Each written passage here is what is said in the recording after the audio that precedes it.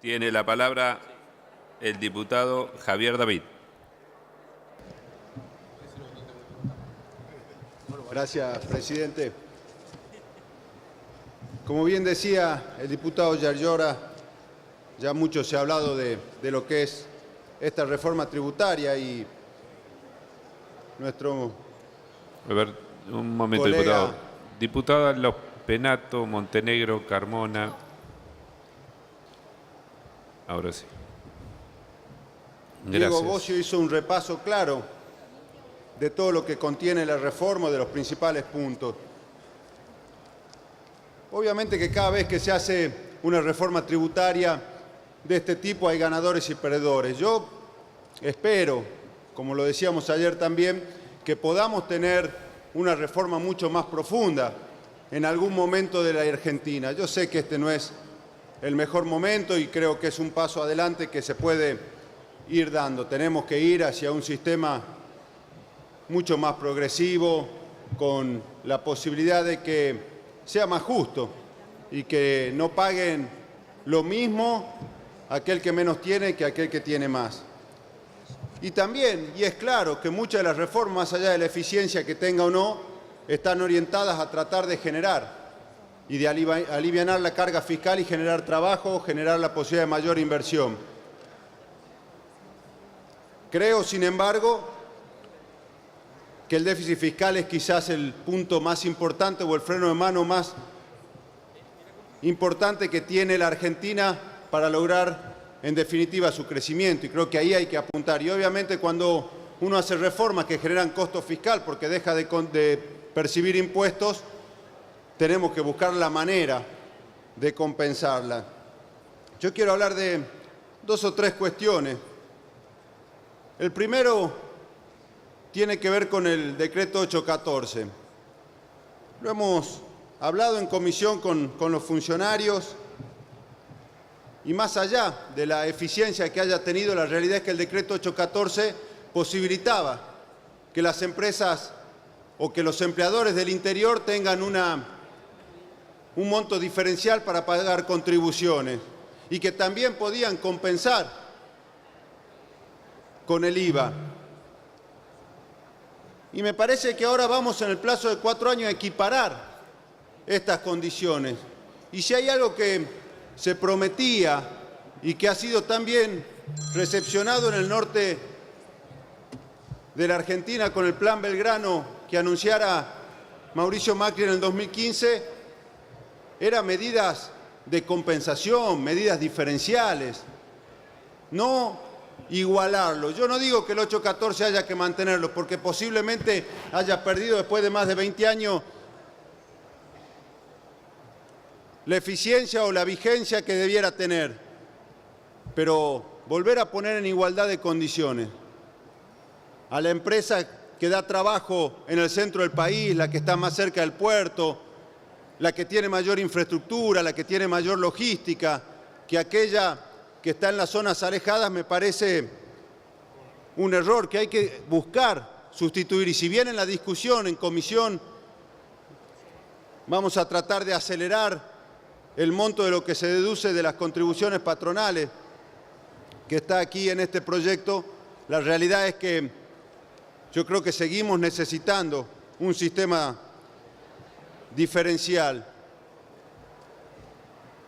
Y no voy a compartir la idea de las empresas grandes, porque ojalá, y es el sueño de todos los que vivimos en las zonas más alejadas, en algún momento haya muchísimas empresas grandes, de esas que dan mucho trabajo, de esas que generan procesos industriales. No es que cuando generan procesos industriales en el interior hay que sacarle los beneficios y castigarla. Entonces, necesitamos también trabajar, más allá de que hoy se apruebe esta reforma, en cuáles son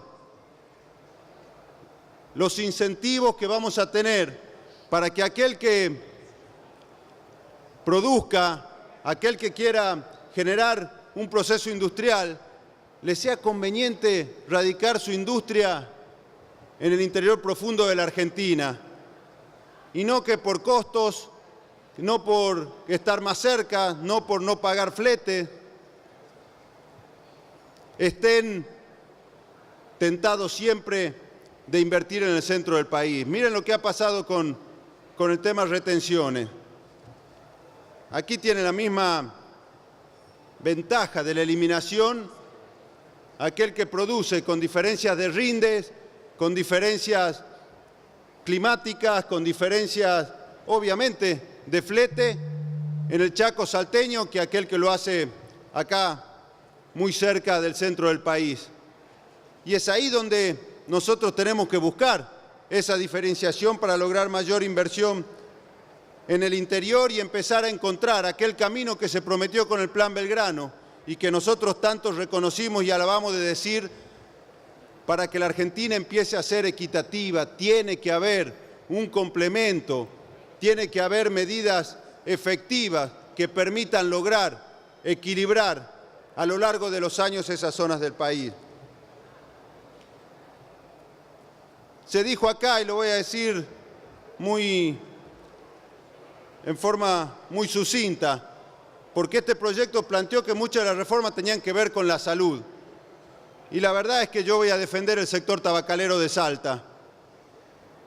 El tabaco genera miles y miles de puestos de trabajo en las provincias tabacaleras. Genera una cantidad de jornales por hectárea casi 4 o 5 veces superior al de otras producciones. Entonces, cuando desde hace muchísimos años, cada vez que cambian los funcionarios, empezamos de nuevo a atacar, sea el Fondo Especial del Tabaco, y esta historia lleva 20, 30 años, o la producción tabacalera, no entendemos que detrás de la producción tabacalera, en donde prácticamente entre el 70 y el 80% se exporta, hay miles y miles de salteños, de jujeños, de correntinos que laburan día a día de esa actividad. Entonces creo que hay que tener en cuenta esta situación. Por último, presidente, quiero hacer mención de 2 propuestas que seguramente después en la discusión en particular podremos avanzar. Una tiene que ver con cambiar un artículo del Código Aduanero para poder aumentar los mínimos por los cuales se pasa de la infracción aduanera al delito. Hoy ese monto es de 100.000 pesos, quedó obviamente desfasado en el tiempo, entonces los juzgados de frontera, como nos pasa a nosotros en el norte de Salta, en Orán, en Tartagal, se ven atiborrados de causas judiciales por ahí el contrabando de, a precio de hoy, 5 o 6 celulares.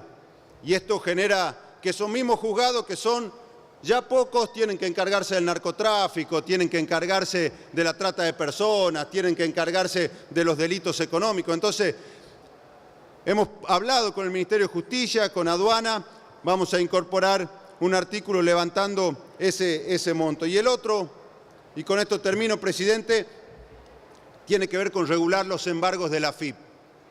Hoy los embargos de la AFIP son utilizados claramente en forma arbitraria y en muchos casos casi una extorsión, en donde se embargan cuentas bancarias simultáneamente, a veces por montos superiores a lo que son las deudas de gente que normalmente paga o gente que está en el circuito y está identificado por la AFIP. Diputado, ¿podemos cerrar? Ya cierro un minuto. Y genera el perjuicio de que esas cuentas quedan congeladas. Se rechazan cheques, no se pueden pagar sueldos y además en 24 horas y para levantar o para dar en pago hay que ir a pagar el 20% a los abogados de AFIP antes de empezar. En 3 o 4 días, Diputado, todo un sistema económico de alguien terminando. que apuesta por este país queda trunco. Gracias. Con esto termino, Gracias. presidente, después lo agregaré en la Lo discusión en insertaremos. particular. Muchas gracias. Gracias, señor diputado.